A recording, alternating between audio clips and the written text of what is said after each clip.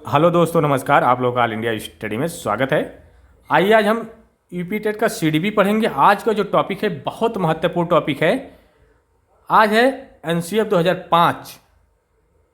Topic का नाम है जो बहुत महत्वपूर्ण टॉपिक होती है।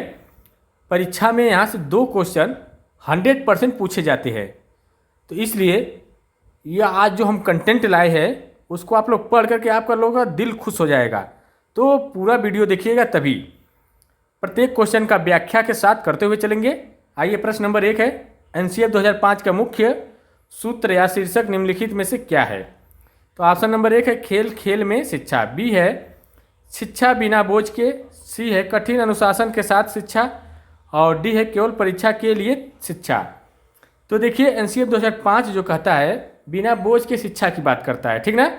यशपाल समिति की रिपोर्ट जो है लर्निंग विदाउट बर्डन के आधार पर एनसीएफ 2005 तैयार किया गया है। इसका मतलब है कि बच्चों के बस्ते का जो बोझ और मानसिक तनाव को कम करना, ठीक है ना।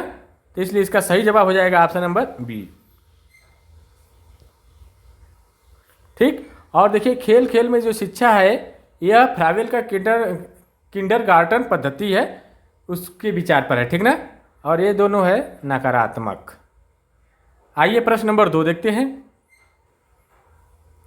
एनसीएफ 2005 के निर्माण के लिए किस समिति का गठन किया गया था और उसके अध्यक्ष कौन थे? तो देखिए, ऑप्शन नंबर 1 है डॉक्टर कस्तूरीरंगन समिति, बी है प्रोफेसर यशपाल समिति, सी है कोठारी आयोग, और डी है मुदालियर आयोग।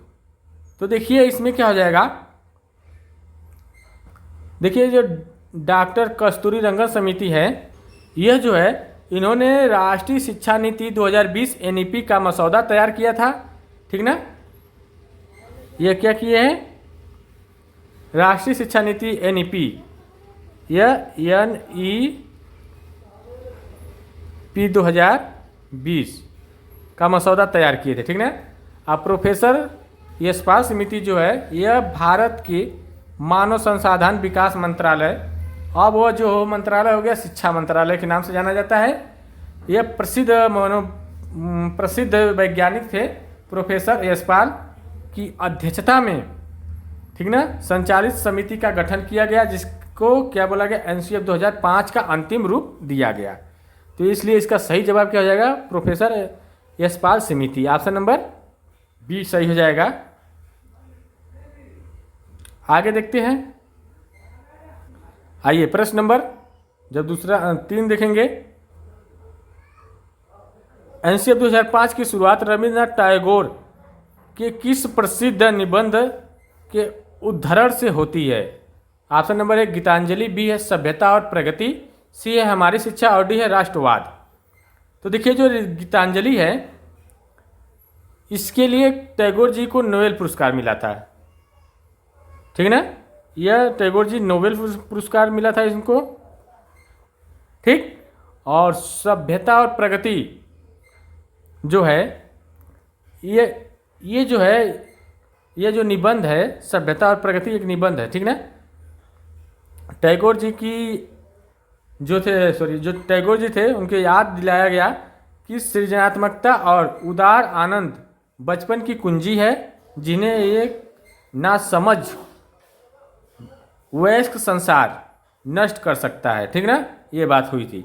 तो इसलिए सभ्यता और संस्कृति इसका सही आंसर हो जाएगा। उसी के लिए यह इस निबंध के लिए इनको जो है उद्धरण किया गया था। तो ऑप्शन नंबर बी वाला करेक्ट हो जाएगा। आइए प्रश्न नंबर 4 देखते हैं। एनसीएफ 2005 के मार्गदर्शित सिद्धांतों के निम्नलिखित में से कौन सा शामिल नहीं है? तो ऑप्शन नंबर है ज्ञान को स्कूल के बाहरी जीवन से जोड़ना, सी है पढ़ाई को रटंत प्रणाली से मुक्त करना, सी है परीक्षा को अधिक लचीला बनाना और कक्षा की गतिविधियों से जोड़ना, और डी है केवल पाठ्यपुस्तक केंद्रित शिक्षा प्रदान करना। कह रहा है कौन सा शामिल नहीं है एनसीएफ 2005 में? तो ये बात तो पूरी बात सही है, ये तो एकदम शामिल है। एनसीएफ 2005 कहता ही है कि मार्गदर्शक जो सिद्धांत है उस पर काम करना चाहिए। ज्ञान को स्कूली बाहरी ज्ञान से दोनों से जोड़ना है, ठीक ना। और पढ़ाई को रटन प्रणाली से मुक्त करके करना, ये भी बात सही है। और ये तीसरा तो ऑटोमेटिक सही लग रहा है, क्योंकि लचीला है, पढ़ाई लचीला ही होना चाहिए, गतिविधि से जोड़ना चाहिए, लेकिन केवल पाठ्यपुस्तक केंद्रित नहीं होना चाहिए, बाल केंद्रित होना चाहिए। तो एनसीएफ 2005 जो कहता है बाल केंद्रित, लेकिन यहाँ पर केवल केंद्रित शिक्षा प्रदान करने की बात है। ये ऑप्शन सही हो जाएगा, क्योंकि क्वेश्चन पूछा है नहीं, ठीक ना। आइए प्रश्न नंबर 5 देखेंगे। एनसीएफ 2005 के अनुसार ज्ञान के निर्माण में शिक्षक की भूमिका क्या है? तो देखिए ऑप्शन नंबर 1 ज्ञान के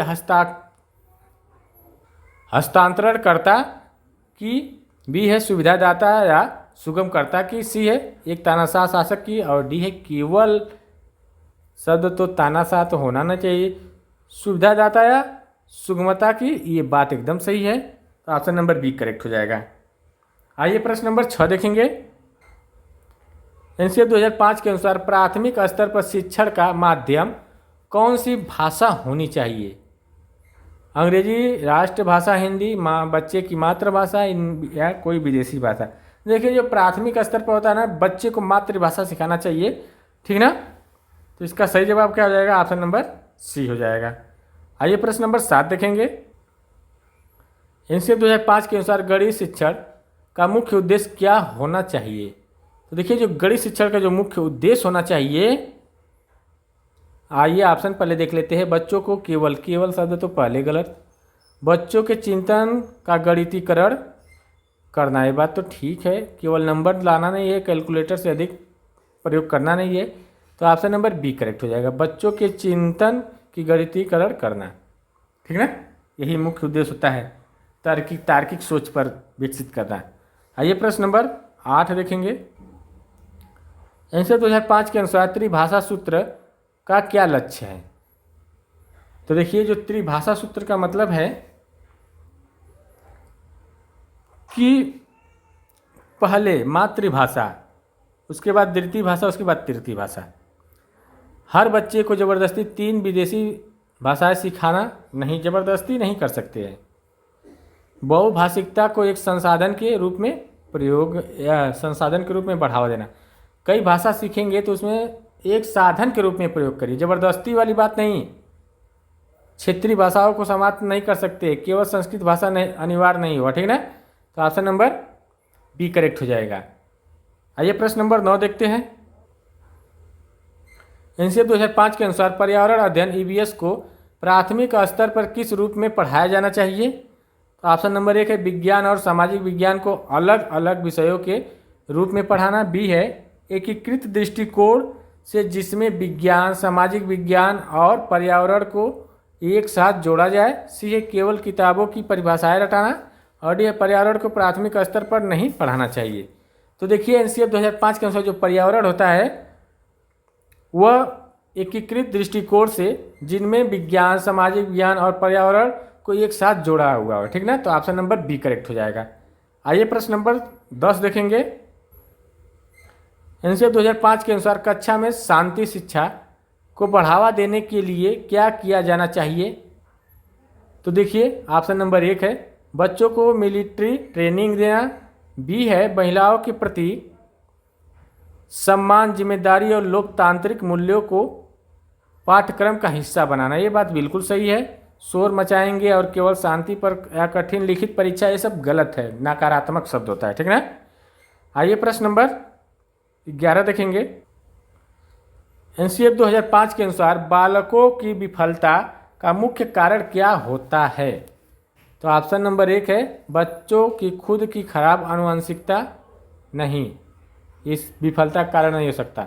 बी है स्कूल पाठ्यक्रम और शिक्षण पद्धतियों का बच्चों की आवश्यकताओं के अनुरूप न होना, ये बात बिल्कुल सही है। बच्चों की जो आवश्यकता होती है उसके अगर अनुरूप स्कूल में पाठ्यक्रम शिक्षण पद्धति नहीं होगी तो बच्चा क्या करेगा? वह विफल हो जाएगा, सीख नहीं पाएगा।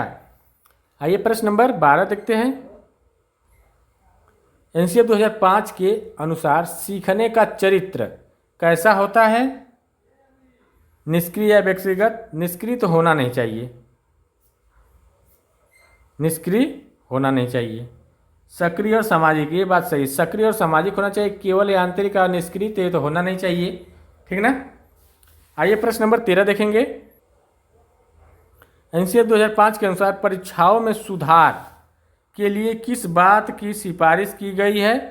तो ऑप्शन नंबर 1 केवल कक्षा 10 की परीक्षाओं को अनिवार्य करना, बी है वस्तुनिष्ठ परीक्षाओं को पूरी तरह बंद करना, सी है सतत एवं व्यापक मूल्यांकन और स्वैच्छिक रूप से कक्षा 10 की परीक्षा को वैकल्पिक बनाना।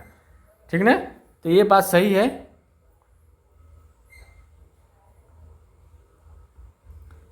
तो ऑप्शन नंबर सी करेक्ट हो जाएगा इसका। आइए प्रश्न नंबर 14 देखते हैं। एनसीएफ 2005 के अनुसार स्कूल के समय सारणी में कैसा बदलाव होना चाहिए? तो ऑप्शन नंबर 1 टाइम टेबल बहुत कठोर होना चाहिए, एकदम गलत। इनमें लचीलापन होना चाहिए और खेल कला आराम के लिए पर्याप्त समय होना चाहिए। तो ऑप्शन नंबर बी करेक्ट हो जाएगा, इसका सही है ये। आइए प्रश्न नंबर 15 देखेंगे, आज लास्ट अंतिम क्वेश्चन देखेंगे। एनसीएफ 2005 के अनुसार विज्ञान शिक्षण का मुख्य लक्ष्य क्या है? विज्ञान के सभी कठिन नियमों और सूत्रों को याद करना, ये तो गलत है। बच्चों के कौतूहल, रचनात्मकता और वैज्ञानिक दृष्टिकोण का विकास करना, ये बात बिल्कुल सत्य है। ठीक ना, ये बात आंसर सही भी है। तो देखिए वीडियो अच्छी लगी चैनल को लाइक शेयर सब्सक्राइब करिए। कल अब आते हैं पूरा मैराथन लेकर आएंगे, जितना पढ़ा चुके हैं। तो अब मिलेंगे कल, तब तक के लिए नमस्कार।